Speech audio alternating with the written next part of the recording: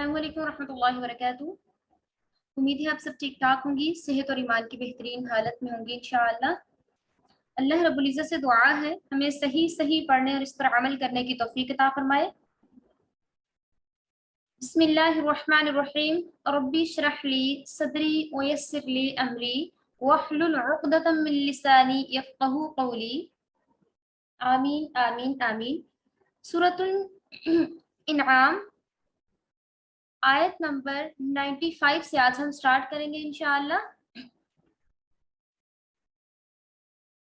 इन्नल्लाह फालिकुल हब्बि one नवा, बेशक इन्नल्लाह बेशक अल्लाह फालिकु चीरने वाला है, हब्बी दाने को फाड़ने वाला है, उसको खोलने वाला है या चीरने वाला है, वन नवा हब्बी दाना, वन नवा और गुटली को। अल्लाह ताला बेशक अल्लाह ताला फाड़ने वाला है दाना को और गुटली को। युखरिजुल हय्या वो निकालता है जिंदा को, मिनल मय्यिति मुर्दा से वो जिंदा को निकालता है मुर्दा में से। वो मुखरिजुल मय्यिता और मुर्दा को निकालता है मय्यिति जिंदा से। वो मुखरिजुल मय्यिता और मुर्दा को निकालता है मिनल हय्यि जिंदा से। अल्लाह कौन है? अल्लाह रब्बुल इज्जत की जात क्या है? बेशक अल्लाह ताला जो है दाना को, गुटलियों को क्या चीर फाड़ मीन्स के उनको खोल देता है, खोल के उससे पौधे को निकालता है और इसी तरीके से जानदार को बेजान से निकालता है, बेजान को जानदार से निकालने वाला है। ज़ालिकुमुल्लाहु फ़अन्ना तुफ़कून, सो तुम कहाँ उल्टे जा रहे हो। फालिकुल इस्बाह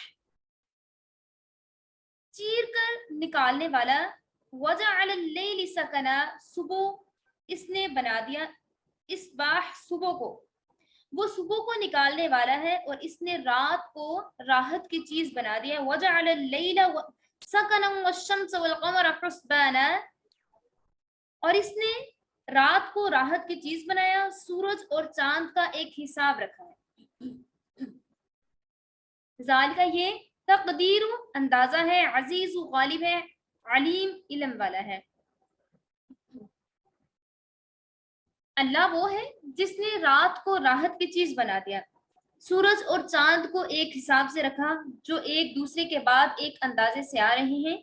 ये ठहराई हुई बात है ऐसी जात की जो कि कदीर है, हर चीज के करने वाला है, बड़े इल्म वाला है। वहुवल्लज़ी जअल लकुमुन नुजूमा लितहतदू बिहा फिज़्ज़ुलुमातिल बर्रि वल बहर क़द फ़स्सलनल आयाति लिक़ौमिन यअलमून।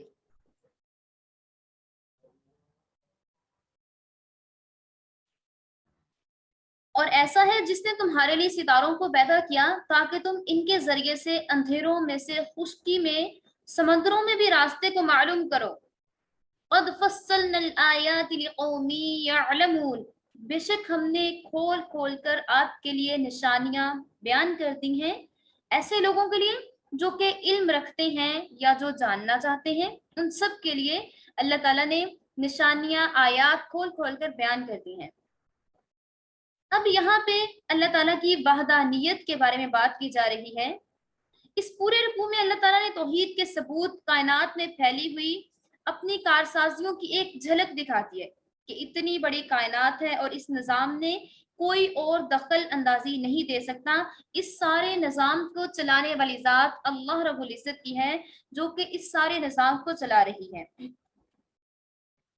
अल्लाह ताला ने इंसान को अक्ल अता कर दी, अशरफुल मखलूकात बना दिया, अकल अता कर दी ताकि वो समझ से काम ले, ताकि वो सोच सके कि ये सारी चीजें जो उसके सामने वकूअ पजीर हो रही हैं वो कहाँ से आ रही हैं, अल्लाह ताला उसको किस तरीके से बना रहा है, किस तरीके से हमारे सामने ला रहा है। साथ ही इंसानों को ये भी बताया जा रहा है कि अल्लाह ताला के ये इनामात और एहसानात पर जो इनकी परवरिश के लिए अल्लाह ताला ने चीजें मुहैया की हुई हैं, उसमें वो उसको किस तरीके से उसकी नाशुक्री कर रहे हैं और उससे हक शनासी, नाहक शनासी उससे कर रहे हैं, उसको देख नहीं रहे और उन चीजों से इनकार कर रहे हैं। अगर हम छोटी से छोटी चीज की तरफ भी देखना शुरू करें तो हम उसमें अल्लाह ताला की रब्बियत नजर आएगी, उसमें अल्लाह ताला की क्रिएटिविटी नजर आएगी और उसमें अल्लाह ताला की बड़ाई नजर आएगी, जो चीजें अल्लाह ताला ने यहाँ पे बयान कर दी है। इन आयात में भी अल्लाह ताला ने अपने वजूद व सफात पर चंद दिलचस्प चीजें बयान करती हैं। अल्लाह ताला ने कुछ अपनी मखलूकात के हालात बयान कर दिए जिसमें गौर करने से इंसान को अल्लाह ताला की ज़ातो सफ़ात का जलवा दिखाई देता है। सबसे पहली दलील जो यहाँ पे बयान हुई है, अल्लाह ताला ने दाने और गुठली को फाड़कर इससे एक पौधा और सब्जा उगाया। अल्लाह ताला ने पौधा उगा दिया, सब्जा उगा दिया। अल्लाह ताला बता रहे हैं कि एक अगर गुठली है, गुठली क्या होती है, हम उसको फेंक देते हैं, हमारे नजदीक वो एक बेकार चीज है, लेकिन अल्लाह ताला उस चीज से एक कार आमद चीज बनाते हैं, उससे पौधा बनता है, पौधे से दरख्त आता है, दरख्त से फ्रूट हमारे लिए आता है। तो वो चीज जो हमारे लिए बिल्कुल किसी काम की नहीं होती, हम उसको फेंक देते हैं, लेकिन अल्लाह ताला ने उसको फाड़ा और उसके अंदर से एक दरख्त को उगा दिया और उसको हमारे लिए फायदेमंद बना दिया। इसको जमीन में जब हमने दबाया, पानी दिया, इसमें से शाखें निकली और जमीन के अंदर से जड़ बनकर उसके अंदर दौड़ना शुरू हुई जमीन के, और एक हवा में बाहर आकर, एक उसका हिस्सा जो है हवा में बाहर आकर उसके पत्ते, फूल, वो सारी चीजें बन गई। अब देखें, एक ही जमीन है, एक ही पानी है, एक ही हवा है, एक ही रोशनी है, गर्मी है, सर्दी है, और इसमें अल्लाह ताला ने किस तरीके से गर्मी, सर्दी, जो भी मौसम है, लेकिन जमीन भी एक है, हवा भी एक है, रोशनी भी एक है, लेकिन उसमें से तरह तरह की चीजें निकालनी शुरू की। किसी को क्या रंग दे दिया अल्लाह ताला ने। अब देखिए, जो जमीन है उसके अंदर से जो अगर तरबूज की बात की जाए, तरबूज की अगर बेलें हैं, उनको भी उसी जमीन के अंदर से अल्लाह ताला तमाम चीजें प्रोवाइड कर रहे हैं जो उसके हिस्से की चीजें होती हैं, और उसमें से कैसा ग्रीन, बाहर से ग्रीन है और अंदर से अल्लाह ताला ने उसको सुर्ख बना दिया। उसके अंदर कैसे बीजों को अल्लाह ताला ने ऐसे सलीके के साथ लगा दिया।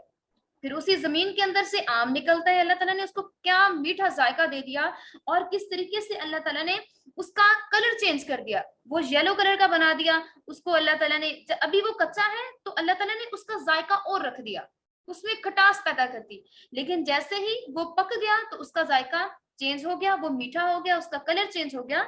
जमीन एक है, सूरज एक है, सर्दी है या गर्मी है, अल्लाह ताला ने हर चीज में अलग अलग तरीके से जायके रख दिए, अलग तरीके से अल्लाह ताला ने उसमें टेस्ट पैदा कर दिया।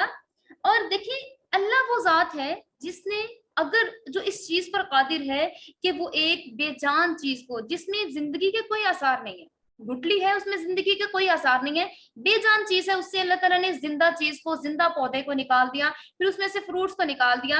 अब कहने को तो ये था ना कि वो एक सिर्फ गुठली थी जो बेकार थी। और इसी तरीके से अगर हम अपनी रियल लाइफ को देखें तो हमें बाहर लग रहा होता है कि हम किसी काम के नहीं है, ना ही हमारी लाइफ में कोई ऐसी अचीवमेंट्स हैं, ना ही हमारी लाइफ कहीं जा रही है, हम एक जगह पे रुके हुए हैं, कुछ नहीं हो रहा।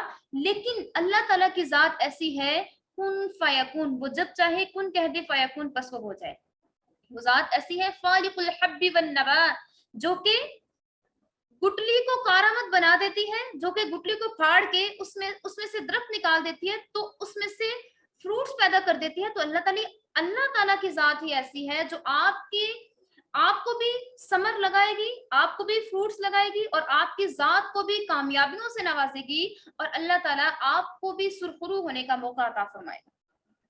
ठीक है, और वही जात है जो कि मुर्दा को जिंदा से, जिंदा को मुर्दा से निकालता है, और वही जात है जो कि, अब देखें, रात का अंधेरा होता है और समटाइम इंसान की जिंदगी में ऐसी चीजें आ जाती हैं, उसको लगता है कि अब अंधेरा इतना हो चुका है, रोशनी कहीं से नजर नहीं आ रही, सारा कुछ खत्म हो चुका है, लाइफ खत्म हो गई है, बस एक हादसे की वजह से। अगर उसके साथ कभी, अब देखें, अल्लाह ताला ने फरमा दिया कि हम आपको आजमाते हैं, कभी खैर से और कभी शर से, कभी हम आपको खैर के जरिए से आजमा रहे होते हैं, कभी आपको शर के जरिए से आजमाया जा रहा होता है।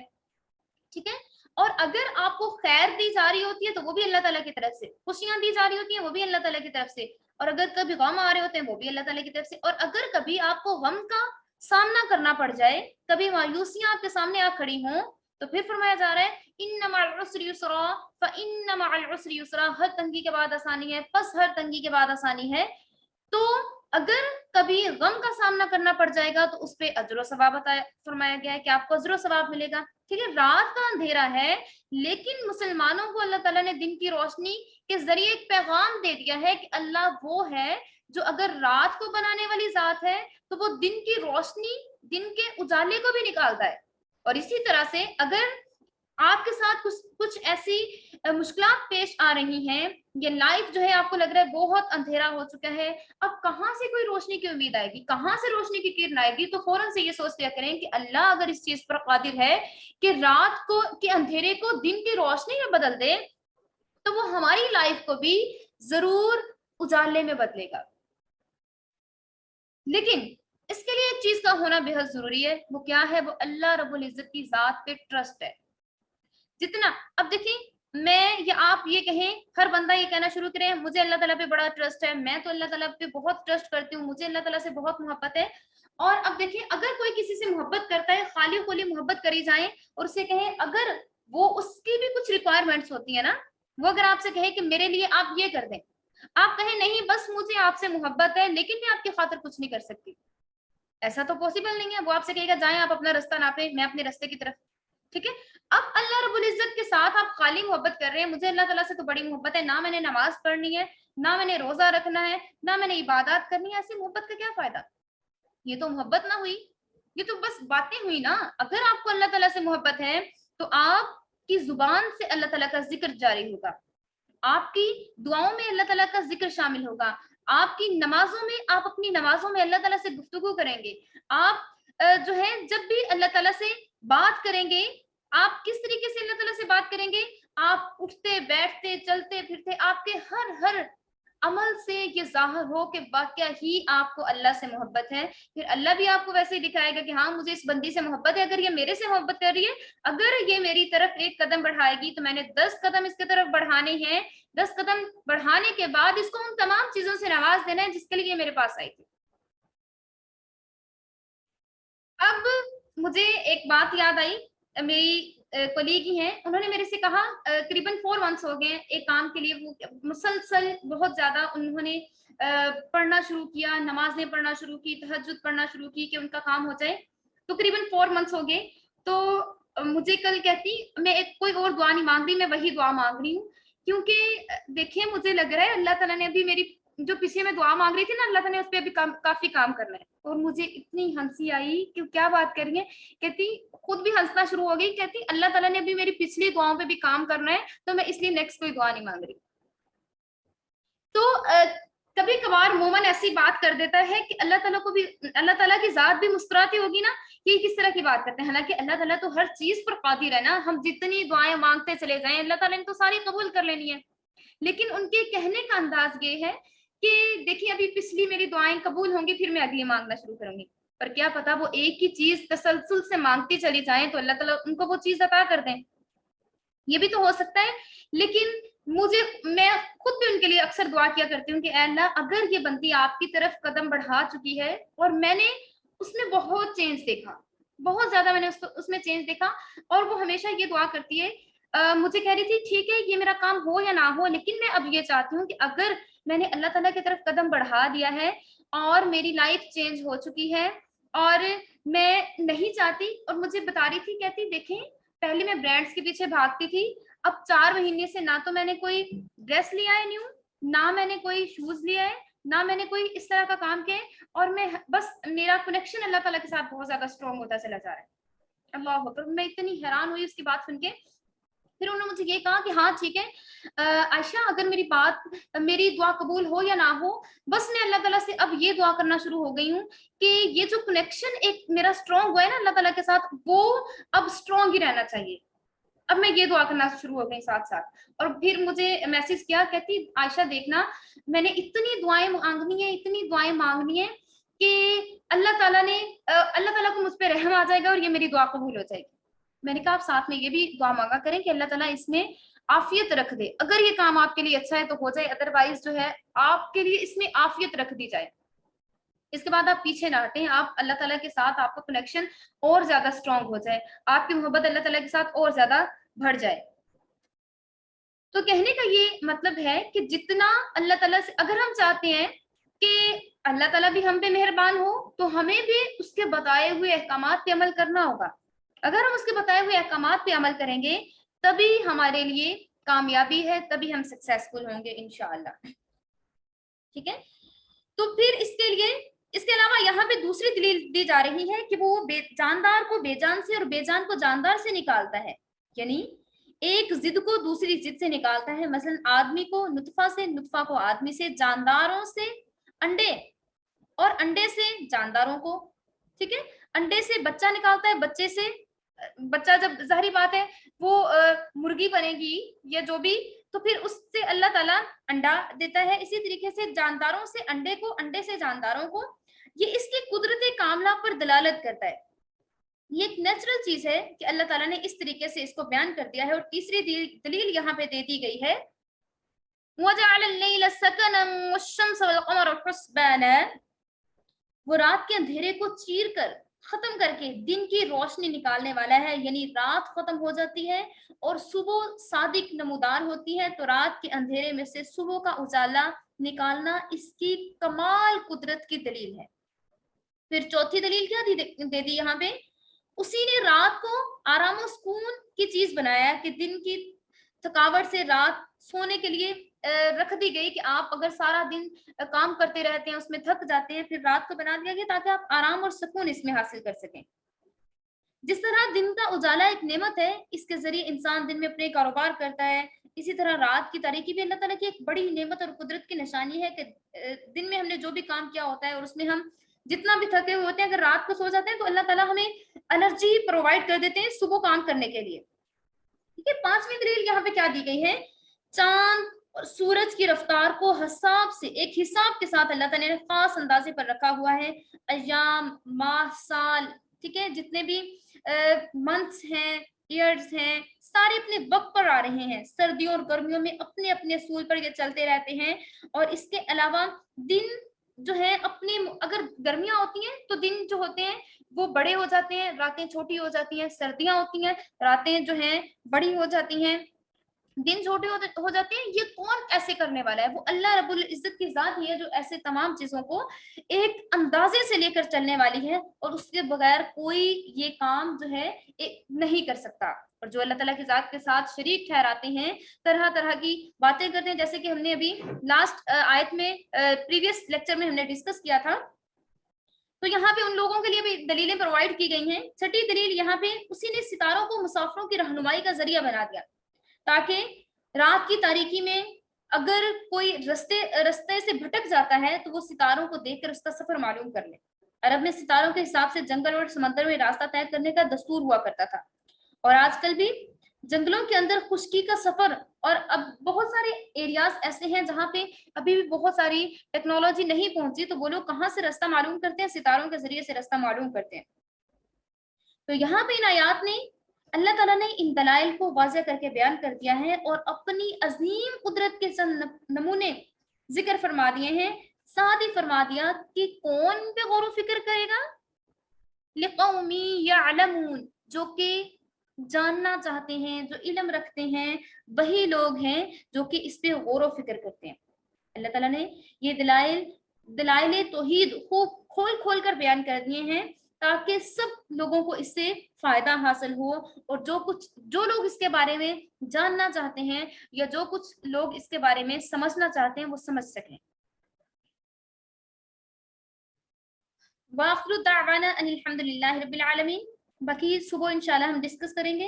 اللہ تعالیٰ نے ہمیں اپنی بے شمار نعمتیں عطا فرمائی ہیں جسے ہم دن رات استعمال کرتے ہیں. اللہ تعالیٰ سے ہم دعا کرتے ہیں کہ اللہ تعالیٰ ہمیں ان نعمتوں کی قدردانی اور شکر گزاری کی توفیق نصیب فرمائے, اور اپنی نعمتوں کی بے قدری اور کفران نعمت سے ہمیں بچا لے, اور اللہ تعالیٰ ہمیں اپنی رحمت کاملہ عطا فرمائے, اور اللہ تعالیٰ ہمارا تعلق اپنے ساتھ مضبوط بنا لے. وآخر دعوانا ان الحمدللہ رب العالمین وما علینا الا البلاغ المبین. وہو الذی, اور وہی جس نے انشأکم, پیدا کیا تمہیں, من نفس, ایک شخص سے, ایک وجود سے, واحدتن, ایک, فمستقر, پھر ایک ٹھکانہ دے دیا, ومستودع, اور امانت کی جگہ, قد فصلنا الآیات, بے شک ہم نے کھول کر بیان کر دی آیات, لقومی, لوگوں کے لیے, یفقہون, تاکہ وہ سمجھ سکیں, یا جو لوگ سمجھ رکھتے ہیں ان کے لیے ہم نے آیات کو خوب کھول کھول کر بیان کر دیا ہے. اور وہ ایسا ہے کہ جس نے تمہیں ایک شخص سے پیدا کیا, پھر ایک جگہ رہنے کی جگہ دی, اور ایک جگہ آپ کے سامنے پھر اللہ تعالیٰ نے قد فصلنا الآیات لقوم یفقہون، اور پھر ہم نے دلائل خوب کھول کھول کر بیان کر دیے ہیں ان لوگوں کے لیے جو سمجھ رکھتے ہیں، سمجھ بوجھ رکھتے ہیں۔ وَهُوَ الَّذِي، اور وہی ہے جس نے انزل اتارا من السماء آسمان سے ماء پانی۔ اللہ کون ہے جس نے آسمان سے پانی اتارا، ماء پانی، فاخرجنا، پھر اس میں سے نکال دیے۔ اللہ تعالیٰ کون ہے جس نے آسمان سے پانی بھیجا اور پھر اس سے اللہ تعالیٰ نے فاخرجنا به نبات كل شيء فاخرجنا منه خضرا نخرج منه حبا متراكبا، پھر ہم نے نکالی اس سے اگنے والی نباتات، ہم نے اس کے ذریعے سے ہر قسم کے نباتات کو نکالا، پھر ہم نے اس سے سبز شاخ نکالی، خضرن سبزی نکالی، سبز شاخ نکالی، نخرج ہم نکالتے ہیں، منہ اس سے حبن دانے، متراکبا جو کہ ایک دوسرے پہ چڑھے ہوئے ہوتے ہیں۔ جیسے کہ اگر ہم بات کریں چھلی کی بات کریں، اگر ہم دیکھیں نا کہ اس کے اوپر کس طریقے سے اللہ تعالیٰ نے ایک بڑی نفاست کے ساتھ دانوں کو جوڑ دیا ہے، متراکبا، وہ ایک دوسرے کے اوپر ایک دوسرے کے ساتھ جڑے ہوئے ہیں اور ایک دوسرے کے اوپر چڑھے ہوئے ہوتے ہیں، اس طریقے سے ایک دوسرے کے ساتھ بالکل ایک لائن میں ایک سیکوینس کے ساتھ جڑے ہوئے ہوتے ہیں، حبا متراکبا، اور اللہ تعالیٰ نے انہیں دانے پہ دانے کو چڑھا دیا، ومن النخل، اور کھجور، من طلعها، اس کے گچھے، خوشے، قنوان، خوشے، دانیات، جھکے ہوئے ہیں، وجنات، اور باغات، من اعناب، انگور کے، والزیتون، اور زیتون کے، والرمان، اور انار کے، مشتبہن، ملتے جلتے ہیں، وغیر متشابہ، اور نہیں بھی ملتے۔ انظروا، دیکھیے، الی ثمرہ، اس کا پھل، اذا اثمر، جب پھلتا ہے، وینعہ، اور اس کا پکنا، ان فی ذلک لآیات لقوم یؤمنون، اور بے شک اس میں بہت ساری نشانیاں ان لوگوں کے لیے جو ایمان رکھتے ہیں۔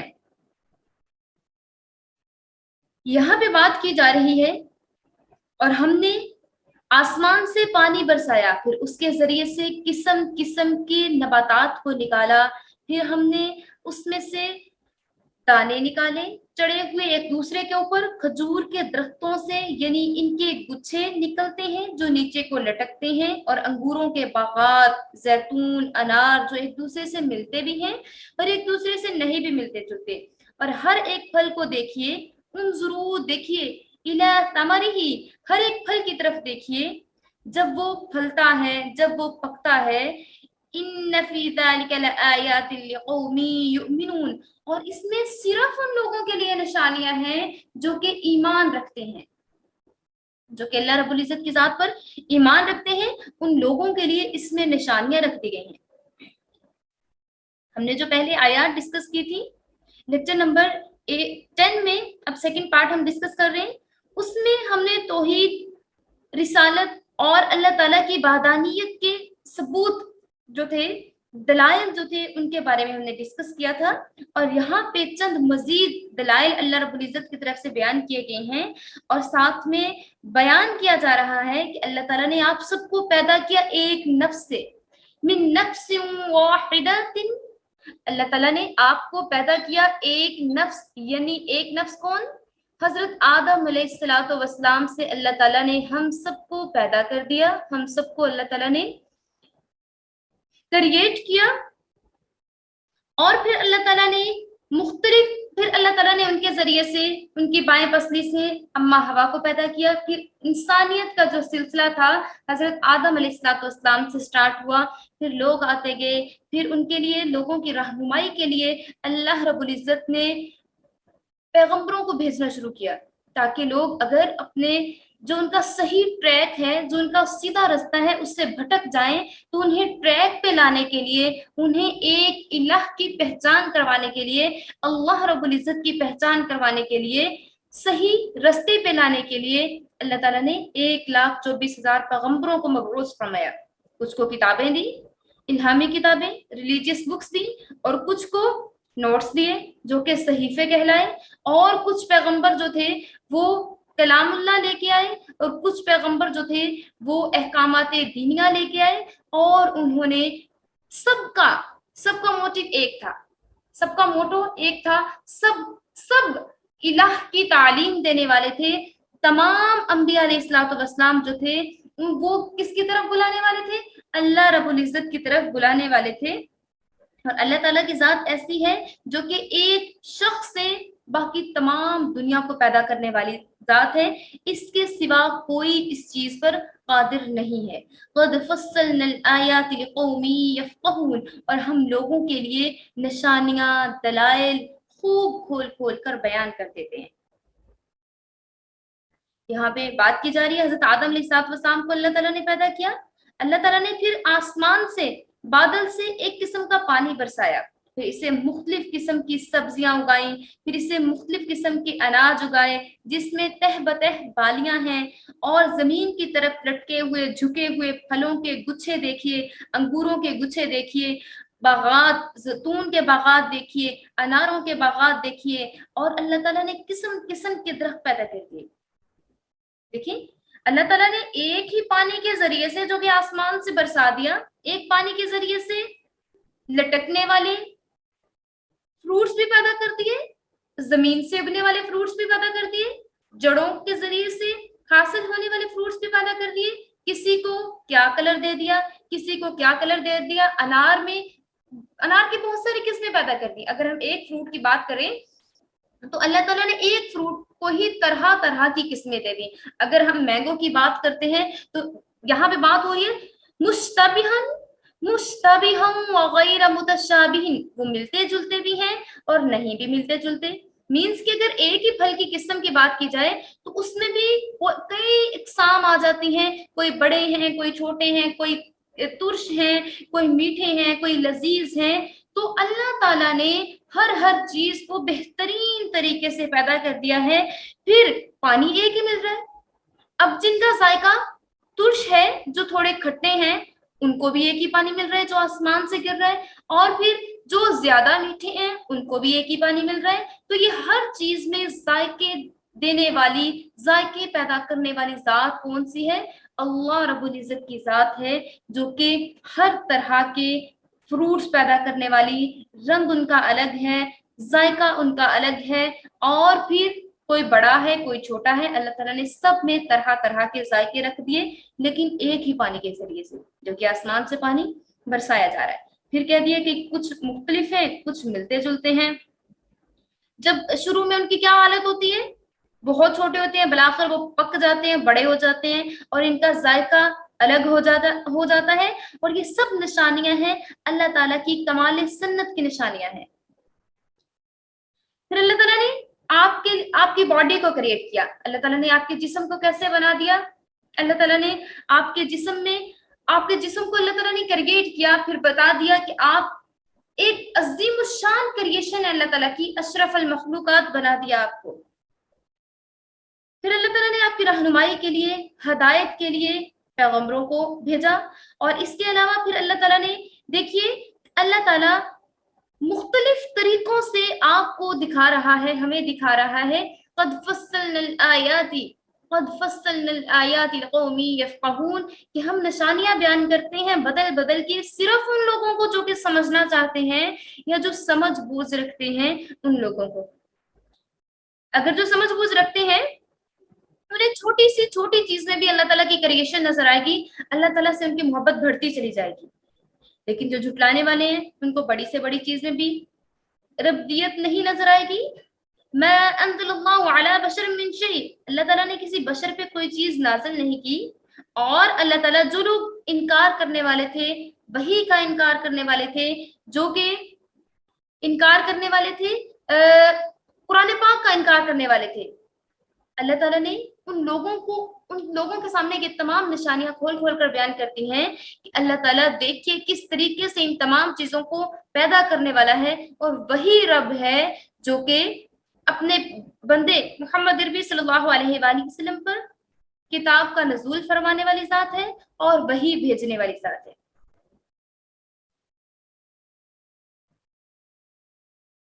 وَجَعَلُوا لِلَّهِ شُرَكَاءَ الْجِنِّ وَخَلَقَهُمْ وَخَرَقُوا لَهُ بَنِينَ وَبَنَاتٍ بِغَيْرِ عِلْمٍ.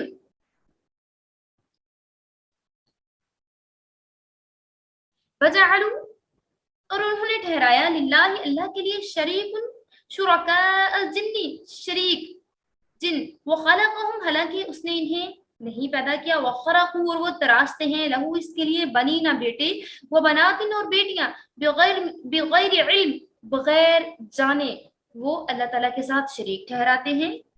سبحانہ وتعالی عما یصفون وہ پاک ذات ہے اور بلند تر ہے یصفون جو وہ بیان کرتے ہیں. اور لوگوں نے شیاطین کو اللہ کا شریک قرار دے رکھا ہے حالانکہ ان لوگوں کو اللہ نے پیدا کیا ہے. ان لوگوں نے اللہ کے حق میں بیٹے بیٹیاں بنا رکھی ہیں اور وہ ذات پاک اور برتر ہے ان تمام چیزوں سے جو یہ لوگ بیان کرتے ہیں. بدیع السماوات والارض بنانے والا کریٹ کرنے والا آسمان کا اور زمین کا. انا یکون کیوں کر ہو سکتا ہے اس کے لیے لہو ولد اس کا بیٹا ولم تکن لہ صاحبۃ جبکہ نہیں ہے اس کی کوئی بھی بیوی. وخلق کل شیء وهو بكل شیء علیم اور اس نے پیدا کیا ہر چیز کو اور وہ ہر چیز کا علم جاننے والی ذات ہے. اور وہ ہر چیز کا علم رکھنے والی ذات ہے جاننے والی ذات ہے. ذالکم اللہ ربکم یہی تمہارا رب ہے. لا الہ الا ہو نہیں کوئی معبود سوائے اللہ کے. خالق پیدا کرنے والا ہے کل شیء ہر چیز کا. فاعبدوہ سو تم اسی کی عبادت کرو. وہو علی کل شیء وکیل اور وہی ہے جو کہ ہر چیز پر نگہبان ہے. اللہ تعالیٰ وہ ہے جو کہ آسمان اور زمین کا پیدا کرنے والا ہے. یہ جو لوگ اللہ تعالیٰ کے ساتھ شریک ٹھہرا رہے ہیں جب وہ آسمان اور زمین کا پیدا کرنے والا ہے تو اللہ تعالیٰ کی اولاد کہاں ہو سکتی ہے حالانکہ اس کی تو کوئی بیوی بھی نہیں. ولد ولم تکن لہ صاحبہ اس کی کوئی بیوی نہیں ہے. وخلق کل شیء وہو بکل شیء علیم شیء علیم اللہ تعالیٰ نے ہر چیز کو پیدا کیا ہے وہ ہر چیز کا علم جانتا ہے. ذالکم اللہ ربکم لا الہ الا ہو خالق کل شیء فاعبدوہ وہو علی کل شیء وکیل اور یہ ہے اللہ تمہارا رب اس کے سوا کوئی عبادت کے لائق نہیں ہر چیز کو پیدا کرنے والا ہے تو تم لوگ اس کی عبادت کرو اور ہر چیز کا وہی کارساز ہے وہی نگہبان ہے. اللہ تعالیٰ کی توحید اور کمال حکمت اور قدرت کی دلیلیں بیان ہو چکی ہیں. اب ان آیات میں مشرکین کے عقائد اور جو وہ اللہ رب العزت کے ساتھ شریک ٹھہرایا کرتے تھے ان کے بارے میں بات کی جا رہی ہے. ایام جاہلیت میں اس طرح سے ہوا کرتا تھا کہ عرب کے بعض فرقے ان چیزوں کو جو آنکھ سے دکھائی نہیں دیتی جیسے کہ ملائکہ ہیں جیسے کہ ارواح خبیثہ ہیں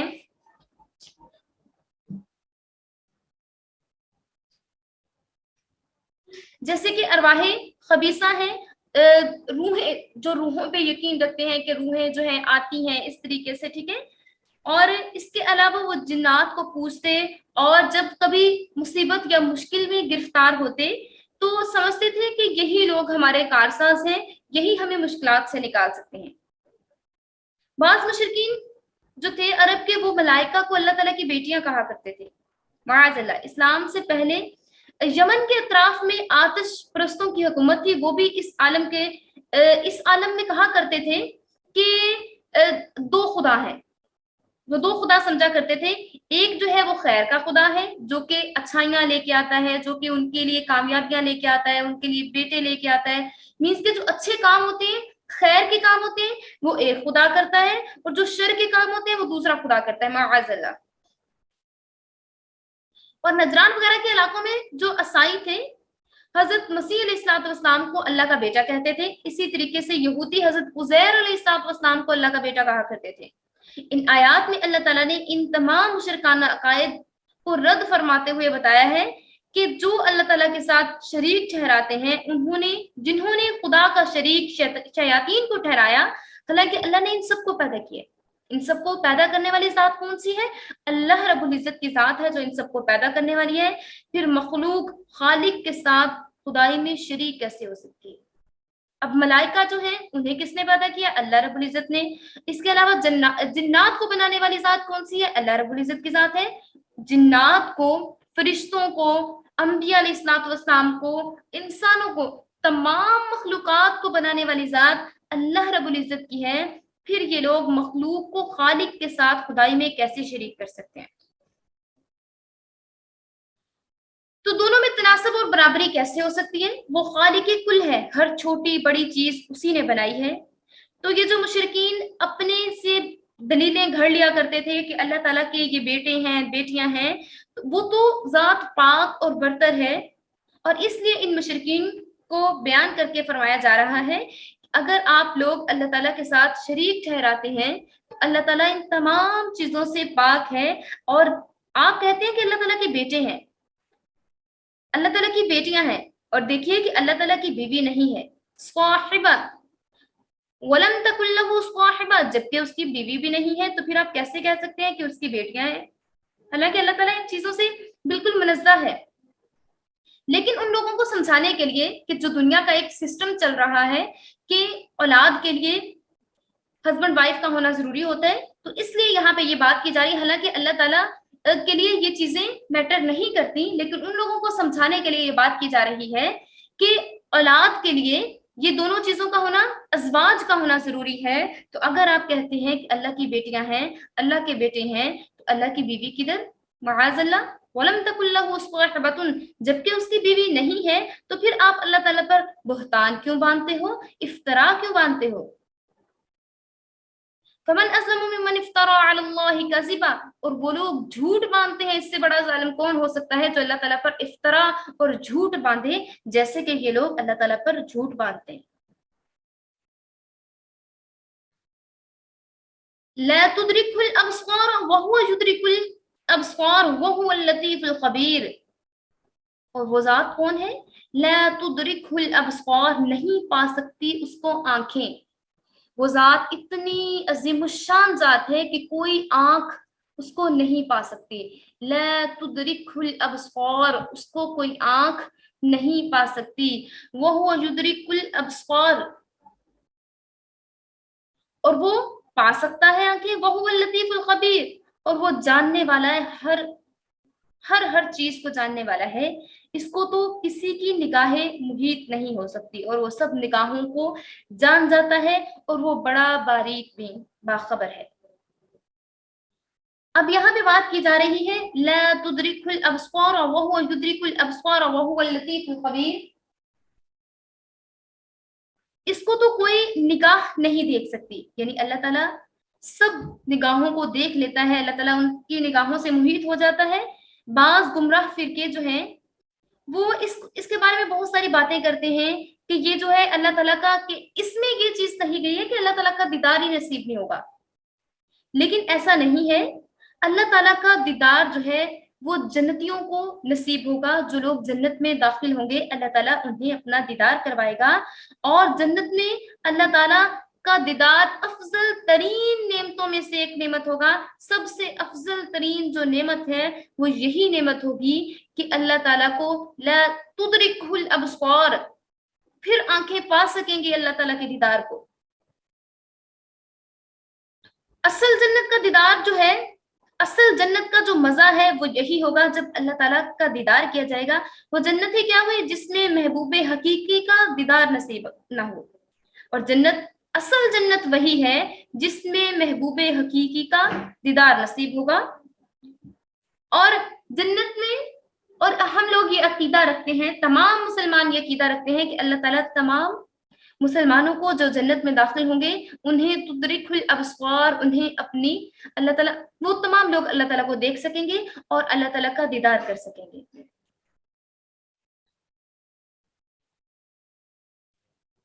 سورہ شعراء میں فرمایا جا رہا ہے قال اصحاب موسیٰ انا لمدرکون، یعنی جب فرعون کے لشکر نے بنی اسرائیل کا تعاقب کیا اور پیچھا کیا تو موسیٰ علیہ السلام کے ساتھیوں نے کہا کہ اے موسیٰ اب تو ہم پکڑ لیے گئے اور گھیر لیے گئے. تو موسیٰ علیہ السلام نے کہا کہ وہ ہرگز نہیں پکڑ سکتے.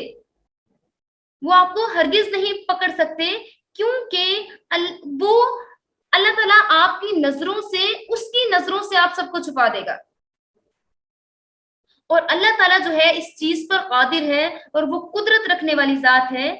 بس اس آیت میں لا تدرک الابصار کہ یہ معنی ہوں گے نگاہیں اس کا احاطہ نہیں کر سکتی، نگاہیں اس کا احاطہ نہیں کر سکتی، اور لا یحیطون به علما، بندے اللہ تعالیٰ کا با اعتبار علم کا احاطہ نہیں کر سکتے، مگر اللہ تعالیٰ تمام لوگوں کو جانتے ہیں، پہچانتے ہیں، اور اللہ تعالیٰ روز قیامت تمام لوگوں کو جو کہ جنت میں داخل ہوں گے سب کو اپنا دیدار نصیب فرمائیں گے۔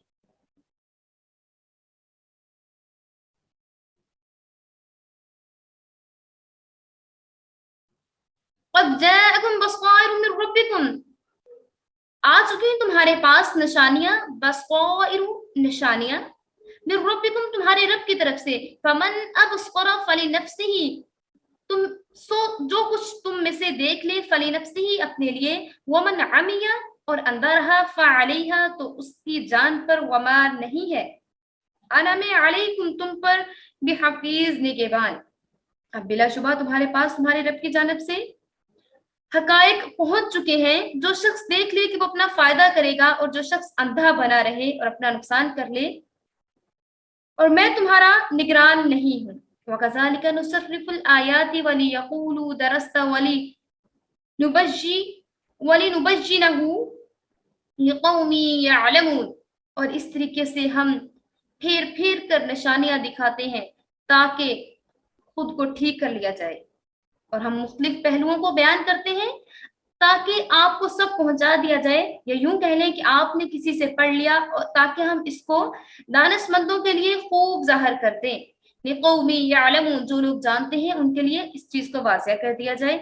اتَّبِعْ مَا أُوحِيَ إِلَيْكَ مِن رَبِّكَ، آپ چلیے جو وحی کی جاتی ہے آپ کی طرف، من ربک آپ کے رب کی طرف سے، لا الہ الا ہو نہیں ہے کوئی معبود سوائے اس کے، وَأَعْرِضْ اور انہوں نے منہ پھیر لیا، عن المشرکین جو کہ مشرکین تھے، وَلَوْ شَاءَ اللَّهُ اور اگر چاہتا اللہ، ما اشرکوا تو وہ لوگ شرک کبھی نہ کرتے، وَمَا جَعَلْنَاكَ عَلَيْهِمْ حَفِيظًا اور نہیں بنایا تمہیں ان پر حفیظہ نگہبان، وَمَا أَنْتَ عَلَيْهِمْ بِوَكِيلٍ اور نہیں ہے تم پر اور نہیں ہے آپ ان پر کوئی دروغہ۔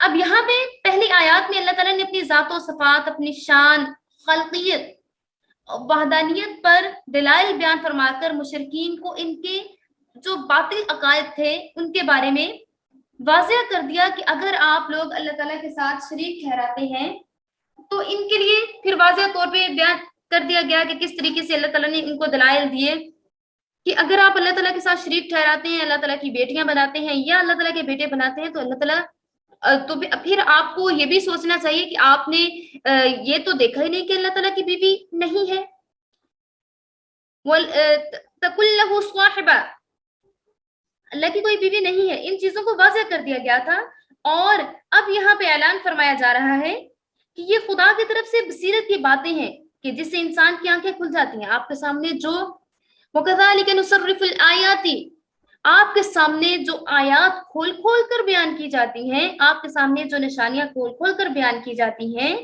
یہ انسان کی آنکھیں کھولنے کے لیے ہے۔ اس کے باوجود حقائق سامنے آ جانے کے باوجود، اسلام کی تمام حقانیت سامنے آ جانے کے باوجود، ہر چیز کے پتہ چل جانے کے باوجود اگر اس چیز پر ایمان نہیں لاتے، اس چیز پر عمل نہیں کرتے، پھر آنکھیں رکھنے کے باوجود اندھا ہونا کہلاتا ہے۔ وَمَنْ عَمِيَ فَعَلَيْهَا وَمَا أَنَا عَلَيْكُمْ بِحَفِيظٍ جس انسان کی آنکھیں کھل جاتی ہیں قرآن کو دیکھنے سے، وہی آنکھیں رکھتا ہے، اور جو قرآن کو، اسلامی احکامات کو دیکھنے پرکھنے کے باوجود ان چیزوں کو خاطر میں نہیں لاتا تو وہ اصل میں عامیہ، ومن عامیہ فعلیہ، اس کے لیے ومن عامیہ فعلیہ کا ورڈ استعمال کیا گیا ہے کہ وہ اندھا ہے اور کفر و شرک کی اندھیریوں میں پڑا ہے اور نور عقل سے کام نہیں لیتا، اور جو کوئی اہل بصیرت ہیں وہ اس روشنی کو سمجھتے ہیں اور اس میں سے فائدہ تلاش کرتے ہیں۔ یہ اعلان تمام انسانوں کے لیے کیا گیا ہے کہ اللہ تعالیٰ نے اپنی نشانیاں اور آیتیں آپ کے لیے بھیج دی ہیں، آپ کے پاس بھیج دی ہیں، اور وہ تمہارے پاس آ چکی ہیں۔ اب آپ سب کا کام یہ ہے کہ ان سے فائدہ اٹھانا ہے، اور ان سے فائدہ اٹھا کر آپ نے، اب اگر آپ ان کو مانو گے یا نہ مانو گے تو اس میں اللہ تعالیٰ کا کوئی فائدہ اور نقصان نہیں ہے۔ ان کے ماننے سے تمہارا ہی فائدہ ہے اور ان کے نہ ماننے سے تمہارا ہی نقصان ہے۔ اس کے بعد رسول اللہ صلی اللہ علیہ وآلہ وسلم سے کہا گیا، آپ کہہ دیں میرا کام تبلیغ اور احکام و دعوت ہے، ماننا یا نہ ماننا آپ کا کام ہے، میں آپ کا محافظ اور نگران نہیں ہوں کہ خام خواہ تمہیں ہدایت کرنا میرے ذمہ ہو، میرا کام ہے وما علینا الا البلاغ المبین، کہ آپ کو کھلے طریقے سے ہر چیز کو واضح کر کے پہنچا دینا میرا کام ہے، اور عمل کرنا یا نہ عمل کرنا وہ آپ کا کام ہے۔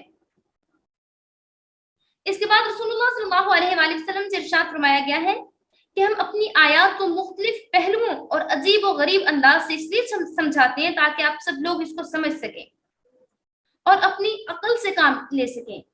قرآن کریم کو تھوڑا تھوڑا نازل بھی اسی لیے کیا گیا تھا تاکہ وقتاً فوقتاً سب لوگ اس کو سیکھتے رہیں اور سیکھنے کے بعد اس پر عمل کرتے رہیں۔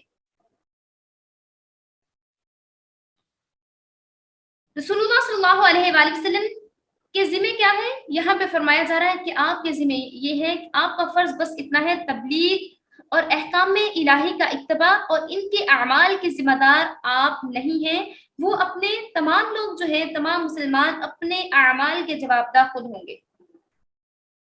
اب ہمارا کام کیا ہے کہ قرآن مجید میں جو احکامات دیے گئے ہیں، احکامات کھول کر بیان کر دیے گئے ہیں، ان کا ہم پورے طریقے سے اتباع کریں اور ان پر چلیں، اللہ تعالیٰ کو ہی اپنا رب سمجھیں، وہی ہمیں پالتا ہے، وہی ہماری حفاظت کرتا ہے، ضرورت کی تمام چیزیں وہی ہمیں دیتا ہے، اس کے سوا نہ تو کوئی کچھ بھی دینے پر قادر ہے اور نہ ہی کوئی کچھ چھیننے پر قادر ہے۔ اللہ رب العزت کی ذات ہی ہے جو کہ ہر چیز سے ہمیں نوازنے والی ہے، چاہے وہ دولت ہے، عزت ہے، شہرت ہے، کوئی بھی چیز ہے، ہر چیز سے نوازنے والی ذات اللہ رب العزت کی ہے، اور کوئی جتنا مرضی زور لگا لے کہ اس سے یہ چیز چھین لینی ہے، دولت، عزت، محبت، کچھ بھی وہ نہیں چھین سکتا جب تک اللہ تعالیٰ کی ذات نہ چاہے۔ کسی میں اتنی طاقت نہیں ہے کہ وہ آپ سے ان چیزوں کو چھین سکے، کس میں اتنی طاقت نہیں ہے کہ وہ آپ سے عزت چھین سکے، عزت دینے والی ذات اللہ رب العزت کی ہے۔